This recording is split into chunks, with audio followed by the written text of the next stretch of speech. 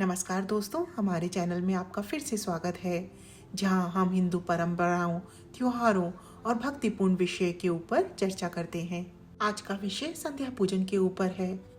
हिंदू शास्त्रों में प्रभात वेला और संध्या वेला दोनों वेलाओं में पूजा करने का वर्णन मिलता है। कहते हैं भगवान इस समय अपने परम धाम से धरती पर उतरते हैं और जो भी पूजा अर्चना करता है भगवान उसकी पूजा अर्चना स्वीकार करते हैं और उसे मंगल आशीर्वाद देते हैं। पर हमारी बिजी लाइफ में हम लोग कई बार प्रभात पूजा नहीं कर पाते, कई बार हम लोग देर से सोकर उठते हैं या फिर हमारे को अपने काम के लिए जाना पड़ता है। पर संध्या पूजा का विधान ज़रूरी है। अगर हम संध्या पूजन भी करते हैं तब भी भगवान हमारी पूजा स्वीकार करते हैं। तो आइए जानिए संध्या पूजन करने का सही तरीका क्या है। संध्या मतलब संधि, जहाँ पर दो समय मिल रहे हों। तो दिन और रात के मिलने के समय को संध्या कहते हैं। जब सूर्य भगवान अस्त होते हैं तो आधे घंटे पहले का समय और आधे घंटे बाद का समय संध्या का समय होता है। जहाँ पर भी आप रह रहे हैं वहाँ पर सूर्यास्त का समय देख लीजिए और आधे घंटे पहले अपनी पूजा शुरू कर दीजिए। वैसे तो पूजन में शुद्धता का ध्यान रखना बहुत ज़रूरी है, पर कई बार ऐसा होता है कि हम लोग नहा नहीं पाते, तो ये ज़रूरी है कि आप अपने कपड़े चेंज कर लीजिए। अगर आप बाथरूम चले गए हैं, उसमें बाथरूम में आपने पानी का यूज़ किया है, तो आप ज़रूर नहा लीजिए। जितनी शुद्धता का ध्यान रखेंगे उतनी ही ज़्यादा आपकी पूजा सफल होगी। किसी कारणवश नहा नहीं सकते या सर्दी का मौसम है तो कपड़े ज़रूर बदल लीजिए। संध्या के समय 3 दिए प्रज्वलित करने का विधान है। एक दिया आपके मंदिर में, एक दिया तुलसी के पेड़ के नीचे और एक दिया आपके मेन दरवाजे पर।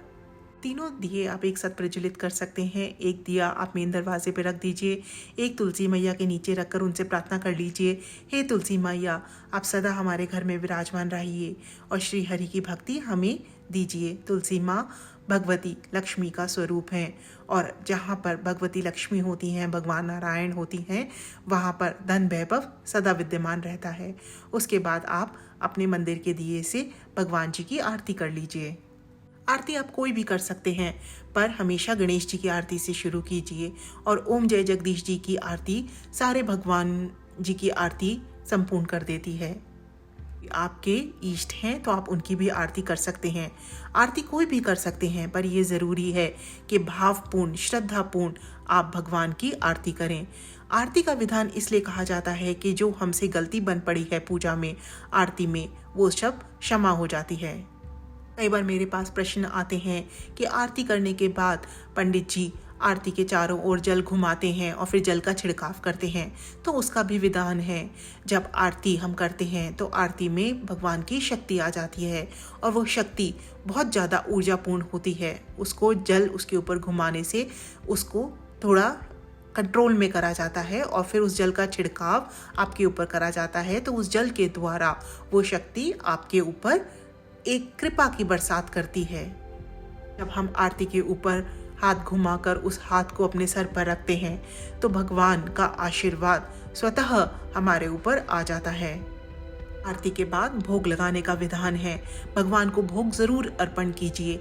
आप कुछ भी अर्पण कर सकते हैं, फल का भोग, मेवे का भोग या मिष्ठान का भोग। मैं तो ये करती हूँ कि अपने घर में थोड़ी सी मेवा रखी हुई है तो सुबह शाम मेवे का भोग लगा देती हूँ।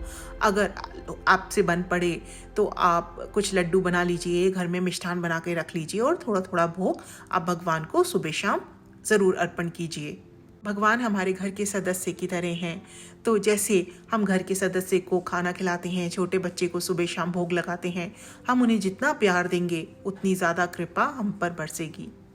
आरती और भोग लगाने के बाद आप अपना कोई भी मंत्र कर सकते हैं, या हनुमान चालीसा कर सकते हैं, दुर्गा चालीसा कर सकते हैं, किसी भी जो भी आपके इष्ट देवता हैं उनकी आप पूजा कर सकते हैं।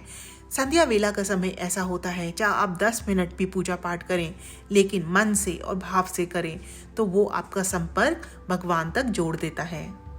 आज इस आध्यात्मिक यात्रा पर हमारे साथ जुड़ने के लिए धन्यवाद। अगर आपको यह वीडियो जानकारीपूर्ण लगा हो तो लाइक, शेयर और सब्सक्राइब करने ना भूलें। अगली बार तक